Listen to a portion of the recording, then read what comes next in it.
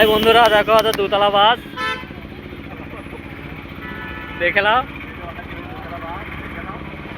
কত ভিড় ভাড়। দেখো জম্মুতে এখন এটাই হচ্ছে এখন ঘোরার দিন। রাতেবেলায় সবাই খেতে আসে, হোটেলে ঘুরতে আসে। দেখো বন্ধুরা সব পার্কে দেখো, আর সব এখন ঘুরতে এসেছে, খেতে এসেছে। কাশ্মীরে 12টা 1টা সব দিন এখন, ঠিক আছে। জায়গাগুলো দেখো বন্ধু।